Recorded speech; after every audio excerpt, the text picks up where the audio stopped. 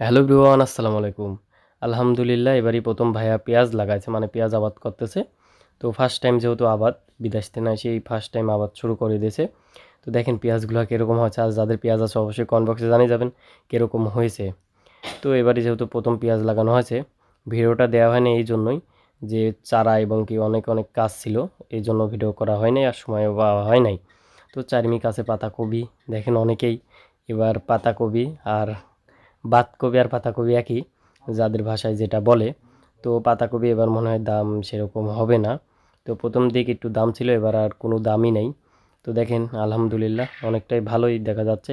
এখন পানি দিতে হবে এবং কি কোবাই দিতে হবে, যেগুলো ছোট কোদাল আছে। তো এই সাইডেই যেটুকু মনে করেন যে এখানে পুরা ভুঁই প্রায় 1 বিঘি, আর এখানে অর্ধেকখানি পেঁয়াজ আছে আর এইটুকু বাদ বাকি ঘাস লাগানো হয়েছে, যেটা গরুকে খাওয়ানো হবে। ঘাস এখনও বড় হচ্ছে না। তো মানে শীতের সময়ের জন্য ঘাস কতকগুলো ফুল বের হয়ে গেছে আর কতকগুলো ছোট আছে। যেহেতু দুই জায়গায় ভুঁই, নিচে এইটুকু আছে পেঁয়াজ লাগানো, তো চারপাশে ধান লাগাইছে আর এই ভুঁইতেই শুধু পেঁয়াজ আছে। তো দেখেন পেঁয়াজগুলা। আর ওই সামনের পাতাকপিও ভাইয়ারেই এবার ফার্স্ট টাইম। এবার পাতাকপির দাম একটুও নাই বললেই চলে, পুরাই লস হয়ে যাবে। চারা প্রায় 1.5 টাকা করে কিনা হয়ে গেছে, চারার পিস প্রতি 1.5 টাকা, একটা চারা কিনা হয়েছিল 1.5 টাকা, আরও খরচ সার বিষ হিসাবে এবার সেরকম দাম নাই। তো এবার কেমন জানি বাজারে একদম হিমশিম খায় রয়েছে, কোনো দাম বাড়ার সম্ভাবনা নাই। যেই আলু 60 টাকা কেজি ছিল সেই আলু এখন 20 টাকা। তারপরেও যাদের মধ্যবিত্ত অনেকেই আছে, তারা মানে ভালোভাবে এখন মোটামুটি বাজার করতে পারে। যেমন আমি একজন মধ্যবিত্ত, আলহামদুলিল্লাহ দাম কমাতে, কিন্তু পাতাকপির দামই একবারেই নাই, খরচই উঠবে না। এতে একটু দুঃখজনক একটা বিষয়, যেহেতু ভাই এবার ফার্স্ট টাইম লাগাইছিল। তো এইখানে রসুনের ভুঁই ছিল, চারপাশে পাতাকপি আর মাঝখানে রসুন লাগাইছিল ভাইয়া। তো যেহেতু ফার্স্ট টাইম এবার লাগানো হয়েছে, দেখেন রসুনগুলো কীরকম হয়েছে অবশ্যই কমেন্ট বক্সে জানিয়ে যাবেন।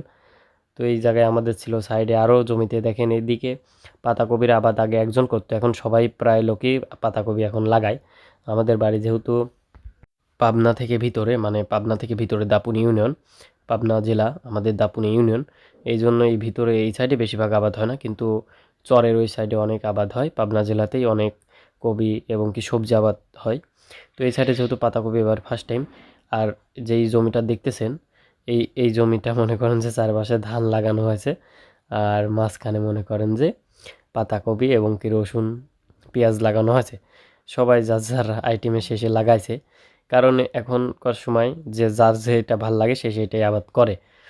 তো চার সাইডে ধানের মৌসুম, যেহেতু এখন সিজন লাগানোর, শীতের সময় ধান লাগায়। তো এই সামনের যে রসুনের ক্ষেতটা দেখতেছেন, এটা ভাইয়াদেরই ক্ষেত। চারপাশে ধান লালে তুলি দেওয়া হয়েছে, যাতে পানি না বাইদি থাকে রসুনের ভুঁইতে, রসুনের যাতে ক্ষতি না হয়। তো অবশ্যই কমেন্ট বক্সে জানিয়ে যাবেন রসুনগুলো কীরকম হয়েছে। যেহেতু 2 ভুঁইতে রসুন লাগানো হয়েছে, ওই ভুঁই চাষ দিয়ে লাগানো হয়েছে, এর আগের ভিডিওতে বলছিলাম। আর এই ভুঁই খালি টিপি, মানে ভিজা মাটির উপর গাড়ি দেওয়া হয়েছে রসুন, আর রসুনের গাছ বের হয়ে গেছে। তো যাই হোক, মোটামুটি আলহামদুলিল্লাহ একটা আশা করা যায় যে রসুন বাদাই করা যায় প্রায় 3, 4, 6 মাস, 7 মাস, 8 মাস থাকে, কোনো সমস্যা নেই, যদি ভালোভাবে শুকানো করে শুকিয়ে বাঁধিয়ে রাখা যায়, মানে ওই ঝোপা ধরেই বাঁধিয়ে রাখা যায়, যেটা রসুনের গাছ মরে যেটা থাকে ওইটা বাঁধিয়ে রাখলে অনেক দিনই থাকে।